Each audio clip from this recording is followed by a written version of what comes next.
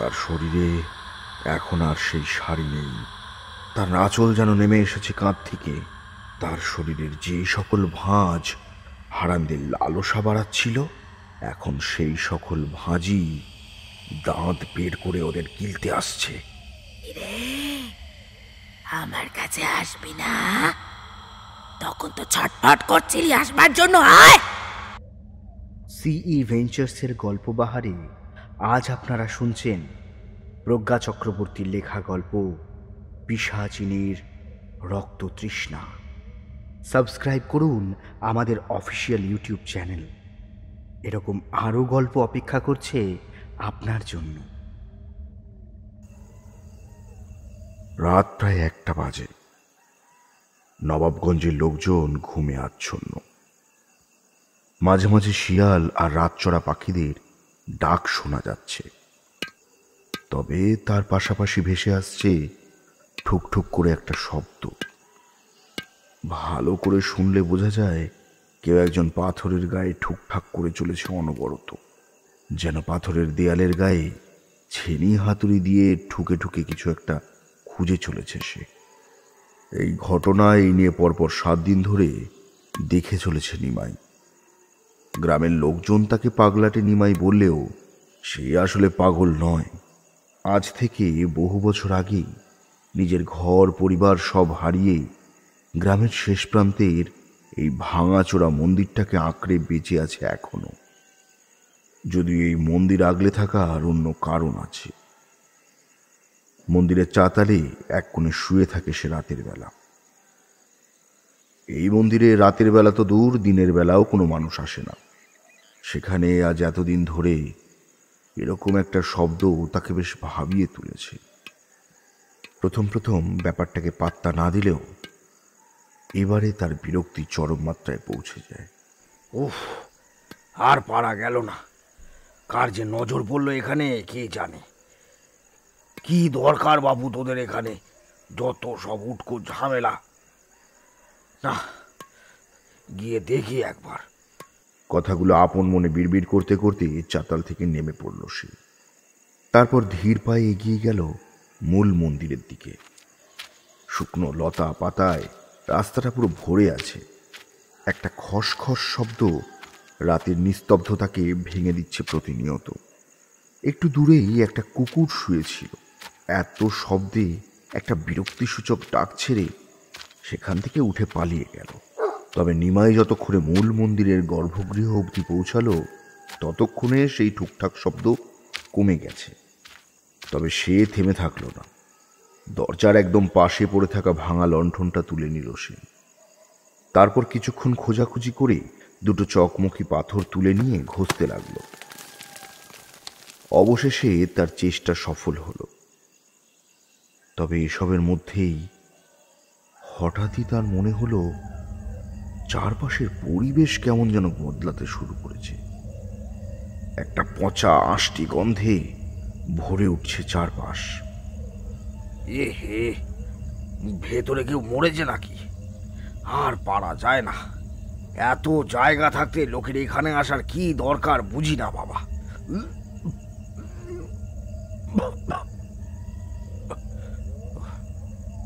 এমন সময় একটা খিলখিলে হাসির শব্দ ভেসে এলো তার কানে। চমকে উঠে চারপাশে তাকালো সে। এরকম শব্দ প্রায় শুনতে পায় সে। এখানে থাকা ছাড়া তার কোনো উপায় নেই। বিরক্তি নিয়ে বিড়বিড় করতে করতে আবারও এগিয়ে চলল সে। নিমাইদা, তুমি এখানে? নিমাইয়ের বিড়বিড় থেমে গেল আচমকা একটা গলার আওয়াজ পেয়ে। সে কিছু বুঝে ওঠার আগেই কেউ একজন তার পায়ে পড়ে গেল। তারপর প্রায় কাঁদো কাঁদো গলায় বলল, আমাকে বাঁচাও নিমাইদা, বাঁচাও। ওরে ওরে, ছাড় ছাড় ছাড়, পা ছাড়। কি করছিস? শুশুরি লাগে তো।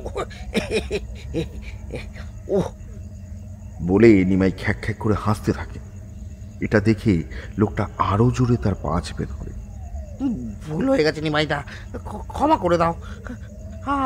আর কখনো এমন কাজ করব না নিমাইদা। ওহ, পাটা ছাড় দেখিনি, তারপর সব কথা শুনছি। লোকটা এবার ধীরে ধীরে উঠে দাঁড়ায়। জ্বলতে থাকা লণ্ঠনের হালকা আলোতে নিমাই ভালো করে লোকটার মুখের দিকে তাকায়। চেনা লাগছে বটে, তবে ঠিক মতো চিনতে পারলো না তাকে। এই তুই কে রে? এত রাতে এখানে কি করতে এসেছিস? হ্যাঁ, আমি হারান বলি মাইদা, চিনতে পারছো না? হ্যাঁ, হারান নামটা বড় চেনা চেনা ঠেকছে, তবে ঠিক মনে করতে পারছি না। সত্যি করে বল তো, তুই কে? এরপর একবার ভালো করে তাকালো হারানের দিকে। তার হাত দুটোয় বেশ ভালো মতো আঘাত লেগেছে, রক্ত পড়ছে চুইয়ে চুইয়ে। শুধু তাই নয়, মাথার একপাশেও ভালো রকমের চোট লেগেছে। তো এমন অবস্থা হলো কি করে? হ্যাঁ, প্রাণে যে এখনো বেঁচে আছি এই ঢের। তার মানে তুই এই মন্দিরের ভেতরে ছিলিস? হ্যাঁ, ওই ছেড়ি হাতুড়ি দিয়ে তুই ঠোকাঠুকি করতিস, তাই তো? হ্যাঁ, মস্ত বড় ভুল হয়ে গেছে গো, মস্ত বড় ভুল হয়ে গেছে। আর কখনো এমন কাজ করব না, করব না এমন কাজ। বলি এত জায়গা থাকতে এমন অদ্ভুত খেয়াল চাপলো কেন রে তোর? হ্যাঁ, তো একটা ব্যাপার এখনো পরিষ্কার হলো না, কেবল দেয়ালে ঠুকঠাক করলে তো এমন বিধ্বস্ত অবস্থা হবে না। এই অবস্থা তোর কি করে হলো? সত্যি করে বল। না না, না মানে আসলে আমরা যেদিন থেকে এখানে খোঁড়াখুড়ি শুরু করি, তারপর দিন থেকে মাঝে মাঝে নুপুরের শব্দ পেতাম। প্রথমে ভুল ভাবলেও তার পরের দিন একটা অবয়ব দেখা পাই। তবে তবে সে আমাদের কাছে আসতো না, আমরা তাকে খুঁজেও পাইনি। তবে কাল সে আমাদের সামনে আসে। শুধু তাই নয়, কথাও হয়। তার মিষ্টি কথা আর অপূর্ব সুন্দর রূপ আমাদের আকর্ষণ করে। তাকে দেখে আমাদের মাথা ঘুরে গিয়েছিল। আজ তাকেই আমরা স্পর্শ করার চেষ্টা করি। আর এদিকে তেমন কেউ আসে না তুমি ছাড়া। তোমাকে এমনি সকলে লোকে পাগল বলে, তাই তাই ফাঁকা জায়গায় অমন রূপসীকে দেখে আর সামলাতে পারিনি। বাহ, ভারী গুণের কাজ করেছিস। হ্যাঁ, তবে তোর সাথে যে ছিল সে কোথায়? হারান এবার একটা দীর্ঘশ্বাস ছাড়ে, তারপর ধীর পায়ে হেঁটে গিয়ে মাটিতে বসে পড়ে। নিমাইও তার পাশে বসতে যাচ্ছিল, এমন সময় একটা আর্তনাদ শুনে কেঁপে ওঠে সে। এই জায়গাতে এমন আর্তনাদ বহু বছর পর শুনল সে। হাতে থাকা লণ্ঠনটা মাটিতে পড়ে গিয়ে বাকিটাও ভেঙে চুরমার হয়ে গেল। আর কি লুকোচ্ছিস? শিগগিরই বল। আসলে আসলে নারীকে দেখে আমাদের দুজনেরই ইচ্ছে হয়েছিল তাকে কাছে পাবার। তবে তবে আমি কিছুটা ইতস্তত করেছিলাম। তবে আমার সাথে যে এসেছিল সে তার উপরে এক প্রকার ঝাঁপিয়ে পড়েছিল। আমরাই বা কি করতাম? পরনের শাড়ি থাকলেও ওর শরীরের প্রতিটি ভাঁজ লণ্ঠনের আলোতে অদ্ভুত মোহময়ী করে তুলেছিল। শুধু তাই নয়, ওর চাহনিও, ওর চলার ধরন, সব কিছুর মধ্যে একটা অদ্ভুত কিছু। ওর কথাটাও শেষ করতে পারল না। নিমাই ওর গালে একটা চড় বসিয়ে দিল। তবে হারান তার প্রতিবাদ করে না। নিমাই এবারে দাঁতে দাঁত চেপে বলে ওঠে, হতচ্ছাড়া ছেলে, তোরা মন্দির ভাঙার পরিকল্পনা করছিলি, আর তার উপর এসব অপকর্ম। থাক, আমি চললাম। না, এরকম করো না, মস্ত ভুল হয়ে গেছে। আমার নাম পাগলা নিমাই হতে পারে, কিন্তু আমি যে পাগল নই তা অনেকেই জানে। শোন, একটা কথা বলি। ওর কথা শেষ হলো না, আবারও একটা আর্তনাদ ভেসে এলো। আর তার প্রায় সাথে সাথেই ভেসে এলো একটা ভয়ঙ্কর চিৎকারের শব্দ। হারান এতক্ষণে আমতা আমতা করলেও এবার ওর চোখ মুখ শুকিয়ে গেল। ওর মুখ দিয়ে আর একটা কথাও বেরোলো না। নিমাই একবার আর চোখে ওর দিকে দেখে নিল, তারপর বলল, কি বিপদ ডেকে এনেছিস বুঝতে পারছিস হতভাগা? দয়া করে দিনেশকে বাঁচাও, দিনেশকে বাঁচাও। কটা টাকার লোভে পড়ে এখানে এসেছিলাম আমরা। দয়া করো, দয়া করো নিমাইদা, দয়া করো। কথাটা বলতে বলতে হারান আবারও দৌড়তে শুরু করলো মন্দিরের দরজার দিকে। এটা দেখে নিমাইও ছুটল ওর পেছনে। হারান দাঁড়া, এমন ভুল করিস না। হারান দাঁড়া। তবে হারান কিছু না শুনেই দৌড়তে থাকে। নিমাই আরো জোরে ছুটতে থাকে। হারান যখন আবারও মন্দিরের ভিতর প্রবেশ করতে যাবে, নিমাই ওর হাত ধরে জোরে টান মারে। হারান টাল সামলাতে না পেরে একটু দূরে গিয়ে ছিটকে পড়ে। মন্দিরের ভিতরের হালকা আলোতে নিমাই দেখে একটা লোক পাগলের মতন চিৎকার করে ছুটতে ছুটতে এগিয়ে আসছে ওদের দিকে, আর তার পেছন পেছন ধেয়ে আসছে একটা আর্তনাদ। নিমাই এবার ভালো করে দেখার চেষ্টা করে। অন্ধকার চোখে শুয়ে যাওয়ায় ওর আর বুঝতে বাকি থাকে না যে লোকটার সারা গায়ে রক্ত লেগে আছে। হারান মাটিতে পড়ে থাকা অবস্থাতে চিৎকার করে বলল, দিনেশ, দিনেশ, দিনেশ, দিনেশ, আরো জোরে, আরো জোরে দৌড়া। ওই পিশাচিনি, ওই পিশাচিনি তোর পেছনেই। দিনেশ, দৌড়ো, দৌড়ো, আরো জোরে, আরো জোরে, দিনেশ। হারানের কথা দিনেশের কানে গেল কিনা তা বোঝা গেল না। তবে দিনেশ যেন ধীরে ধীরে নিজের গতি কমিয়ে দিল। এটা দেখে হারান আবারও জোরে চিৎকার করে উঠল। হারানের মনে হলো দিনেশ যেন চেষ্টা করেও এগোতে পারছে না। এদিকে নিমাই হারানকে জাপটে ধরেছে আচমকা। লোকটার গায়ে যেন আসুরিক বল। দুজনের মধ্যে একটা ধস্তাধস্তি শুরু হয়ে গেল। তবে আবারও দিনেশের দিকে চোখ যেতেই নিমাই স্থির হয়ে যায়। দিনেশ মাটিতে সেই নারী মূর্তির কাছে বসে পড়েছে হাত জোর করে। এইবার সেই পিশাচিনীকে দেখা গেল। তার চোখ মুখে খেলা করছে অদ্ভুত এক ক্রূর হাসি। তার জিভ দিয়ে টপ টপ করে গড়িয়ে পড়ছে কষ। ঠিক যেমন একটু আগে ওরা দুজন নারীর দিকে তাকিয়েছিল দাঁত দিয়ে ঠোঁট কামড়ে, ওই পিশাচিনী এখন ওইভাবে তাকিয়ে আছে ওদের দিকে। দিনেশ নিজের প্রাণ ভিক্ষা চাইতে থাকলো তার কাছে। আমাকে ছেড়ে দাও, আর কখনো এখানে আসবো না, কখনো কোনো মেয়ের দিকে তাকাবো না। তবে কোনো লাভ হলো না। তার শরীরে এখন আর সেই শাড়ি নেই। তার আঁচল যেন নেমে এসেছে কাঁধ থেকে। তার শরীরের যে সকল ভাঁজ হারানদের লালসা বাড়াচ্ছিল, এখন সেই সকল ভাঁজই দাঁত বের করে ওদের গিলতে আসছে। আমার কাছে আসবি না? তখন তো ছটফট করছিলি আসবার জন্য, আয়। তোমার দিকে কোন নজর দিয়ে ভুল করেছি, এবারের মতো ক্ষমা করে দাও। ওদের চোখের সামনে সেই পিশাচিনী দিনেশের ঘাড়ের উপর নিজের দুটো হাত বসিয়ে দিল। সেই শেকলের মতো হাত জোড়া যেন দিনেশের ঘাড় বরাবর গেঁথে গেল। দিনেশ একটা গোঙানের মতন শব্দ করে সেখানে লুটিয়ে পড়ল। এবার হারানের চোখ গেল পিশাচিনীর শরীরের শাড়ির দিকে। শাড়ি কোথায়? তার শরীরটা একেবারেই কঙ্কালসার। শুধু তাই নয়, সারা শরীরে জড়িয়ে আছে সাপের দল। তবে এগুলো কোনো সাধারণ সাপ নয়। আকারে ছোট হলেও এদের মুখটা এতটাই বড়, জিভটা এতটাই লম্বা যে হঠাৎই দেখলে মনে হয় যেন গোটা মানুষ গিলে খেতে পারবে। সেই নরকঙ্কাল এবার একটা হুঙ্কার দিয়ে উঠল।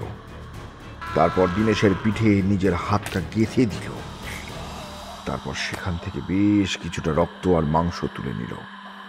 এরপর একইভাবে অপর হাতটা তার মাথা লক্ষ্য করে চালাতে গেলে হারান একটা পাথর তুলে ছুঁড়ে মারে তার দিকে। শয়তান, শয়তান, আমার বন্ধুকে ছেড়ে দে বলছি। এর ফল ভালো হবে না, কিন্তু ভালো হবে না। তবে তাতে তার কিছুই হয় না। উল্টে এসে দিনেশের মাথাটা পা দিয়ে থেঁতলে দেয়। দিনেশের গোঙানি ধীরে ধীরে মিলিয়ে যায়। হারান তার কাছে যেতে গেলে নিমাই বাধা দেয়। তারপর ও আর কিছু না ভেবে নিজের সর্বশক্তি দিয়ে মন্দিরের দরজা বন্ধ করে দেয়। হারান এতক্ষণ মাটিতেই পড়েছিল। আচমকা ওইভাবে পড়ায় পায়ে বেশ ভালো মতন চোট পেয়েছে সে, ফলে উঠে দাঁড়াতে পারছিল না। তবে দরজা বন্ধের শব্দ শুনে সব ভুলে কোনো রকমে উঠে দাঁড়ায়। কিন্তু ততক্ষণে অনেক দেরি হয়ে গেছে। নিমাই দরজার ওখানেই বসে পড়ে। হারান এসে ওর পায়ে পড়ে আবারও। এ তুমি কি করলে? মানছি আমরা ভুল করেছি, কিন্তু তা বলে তুমি ওকে এভাবে মৃত্যুর মুখে ছেড়ে দিতে পারো না, পারো না। দরকার হলে গোটা গায়ের সামনে আমাদের বিচার হবে।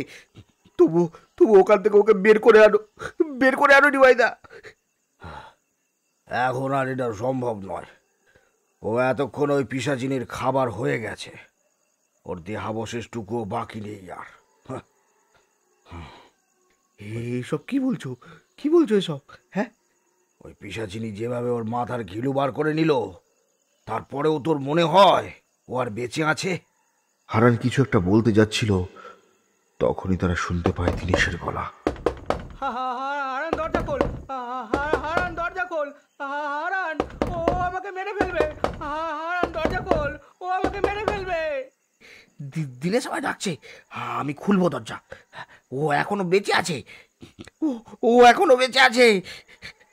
ওই দরজা আর খুলবে না। এইসব ওই পিশাচিনীর কারসাজি। লোকে লোকে লোকে এই কারণে তোমাকে পাগল বলে, এই কারণে। হ্যাঁ, হারান আরো কিছু বলতে যাচ্ছিল, তবে পৈশাচিক অট্টহাসি ওর কথা থামিয়ে দেয়। সে খিলখিল করে হাসছে। খাবার, কতদিন পর খাবার পেয়েছি। টাটকা রক্তের গন্ধ। কতদিন পর খাবো খাবার। গলার স্বর শুনে মনে হলো না কোনো মানুষ এসব বলছে। হারান ভয়ে কাঁপতে শুরু করেছে। এটা দেখে নিমাই সামান্য হাসলো। হারান দরজা খোল, ও আমাকে খেয়ে ফেলবে, হারান দরজা খোল, আমাকে খেয়ে ফেলবে। ছেড়ে ছেড়ে দাও আমাকে, ছেড়ে দাও আমাকে। এতদিন পর এখানে এখানে আবারও কোনো মানুষ এলো, যে নিজে থেকে আমায় আহ্বান জানালো। না, আমাকে ছেড়ে দাও, আমি আর কখনো এখানে আসবো না, আমাকে ছেড়ে দাও, আমাকে ছেড়ে দাও। এখান থেকে যেতে পারলে তো আবার আসবি। তুই তো আমার মুক্তির পথ হতি। তবে তা যখন হলো না, তখন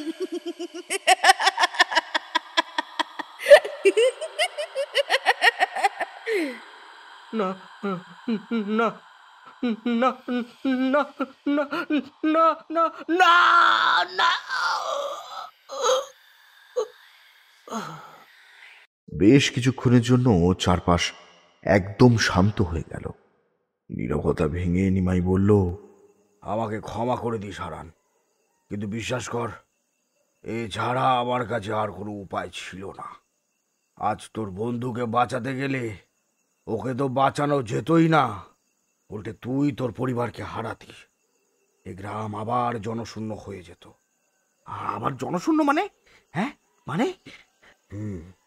আজ থেকে বহু বছর আগে আমার হাত ধরেই এই ঘটনা ঘটেছিল। মানে তোরা কেন এখানে এসেছিলি? আসলে আমাদের গ্রামের খুড়ো, মানে নগেন জ্যাঠার সাথে রোজ আমাদের আড্ডা হয়। সে আমাদের বিভিন্ন গল্প বলে। একদিন এমনই গল্পের ফাঁকে সে জানায় এই মন্দিরে নাকি অনেক মণিমাণিক্য আছে, আর সেসব মণিমাণিক্যের খোঁজেই আমরা এখানে এসেছিলাম। বহু বছর ধরে আমি আর দিনেশ বিভিন্ন দামি জিনিস চুরি করে নিয়ে চোরাই বাজারে বেচে দিই। এতে বেশ ভালো মুনাফা হয়। তবে গ্রামের লোকেরা বিষয়টা জেনে যাওয়ায় আমাদের গ্রাম ছাড়া করা হয়। তাই আমরা ঠিক করি এই মন্দিরের সব কিছু বার করে নিয়ে আমরা পালিয়ে যাব। সেই মতো দিন 15 আগে এখানে আসি, তখনই তোমাকে দেখেছিলাম। তবে আমরা খুব সাবধানে পাশ কাটিয়ে চলে যাই মন্দিরে। তারপর পরিকল্পনা মাফিক তোমার গতিবিধির ওপর নজর রাখি, আর একদিন তোমার অনুপস্থিতিতে প্রবেশ করি মন্দিরের ভেতরে। এই কদিন ধরেই আমরা ভেতরেই তন্ন তন্ন করে খুঁজি। এমনকি দেয়ালে, মেঝেতে, বিভিন্ন জায়গাতে খুঁড়ে খুঁড়ে দেখেছি, কিন্তু তেমন কিছু পাইনি আমরা। তাই ভেবেছিলাম তোমাকে নিয়ে ভেতরে যাব, তারপর তোমার থেকে সব জেনে সব সম্পত্তি উদ্ধার করব। এতখানি প্রায় এক নিঃশ্বাসে বলে চুপ করলো হারান। নিমাই মন দিয়ে এতক্ষণ সবটাই শুনছিল। হারান চুপ করতেই তার পিঠের ওপর একটা কষিয়ে চাপড় মেরে দিল। হারান আর্তনাদ করে উঠল। তবে সেসব কথায় কান না দিয়ে নিমাই গর্জে উঠল। হতভাগা ছেলে, বলি তোদের লজ্জা বলে কিছু নেই না? হ্যাঁ, তোদের গ্রামের ওই কোন খুড়োর কথা বললি, সে কি তোদের শুধু এইটুকুই বলেছিল যে এখানে অনেক ধন সম্পত্তি আছে, নাকি তার সাথে আরো কিছু বলেছিল যেটা শোনার প্রয়োজন মনে করিসনি তোরা? হ্যাঁ, না মানে তার মানে সে তোদের সতর্ক করেছিল, তবু তোরা শুনিসনি, তাই তো? আসলে আমরা ভেবেছিলাম ও সব বাজে কথা, এই সম্পত্তি লোকচক্ষুর আড়াল থেকে লুকিয়ে রাখার জন্য এই সব কথা প্রচার করা হচ্ছে। এখন কি মনে হচ্ছে? হ্যাঁ হ্যাঁ আবারও চারপাশ নিস্তব্ধতায় ছেয়ে গেল। তবে পরিবেশ সম্পূর্ণ চুপচাপ নয়, তা বেশ ভালোই আন্দাজ করা যাচ্ছে। দরজার ওপাশ থেকে এখনো ভেসে আসছে একটা অদ্ভুত গোঙানির শব্দ। শুধু তাই নয়, তার পাশাপাশি শোনা যাচ্ছে একটা ধাতব শব্দ, যেন কেউ ভারী কোনো লোহার জিনিস টেনে টেনে নিয়ে চলেছে।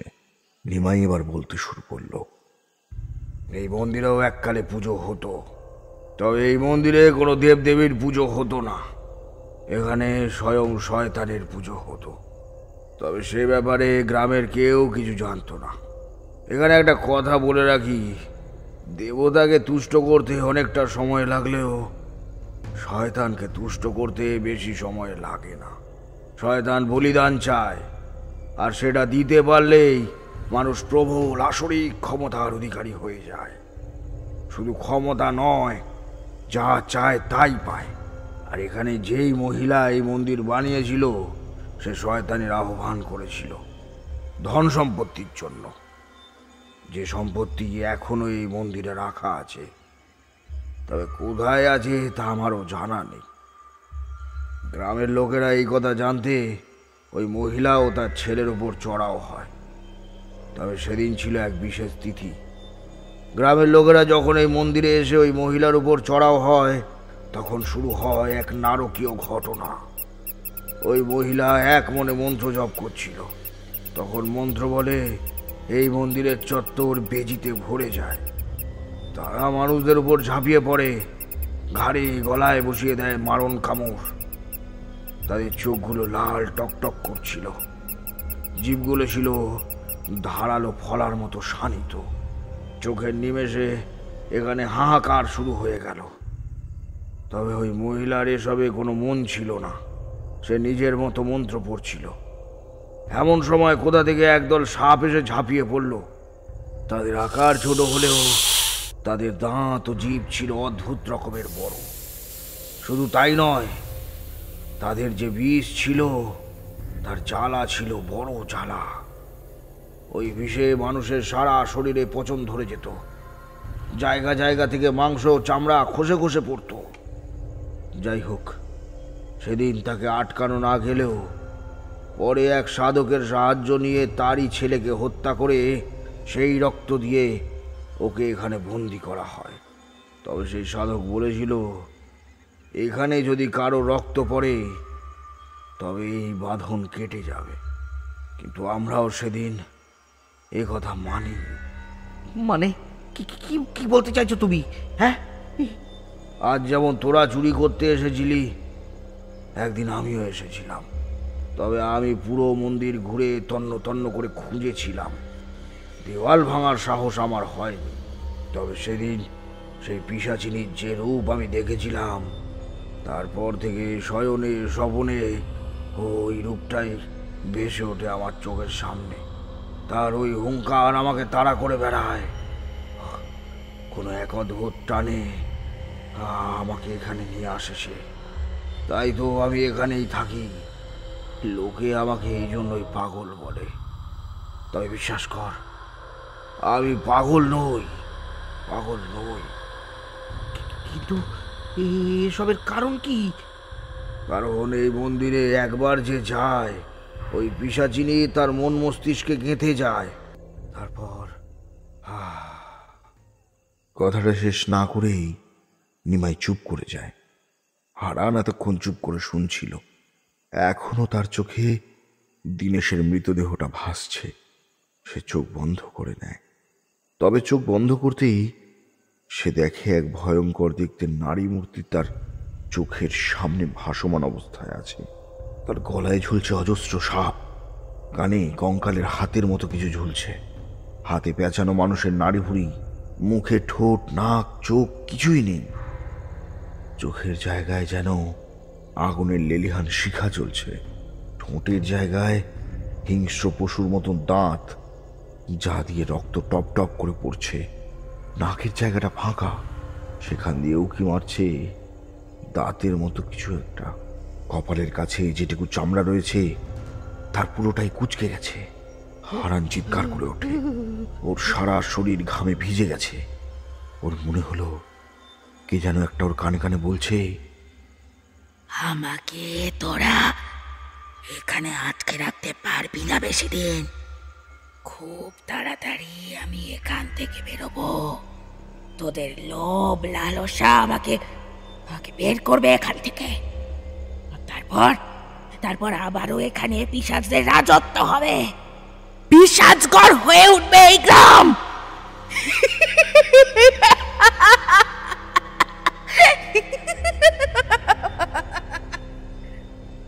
ও একবার আর চোখে নিমাইয়ের দিকে তাকালো।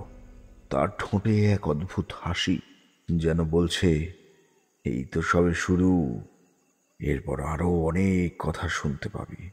তোর ঘরও আজ থেকে এটাই। গ্রামের লোকজন তোকেও বলবে পাগলা হারান।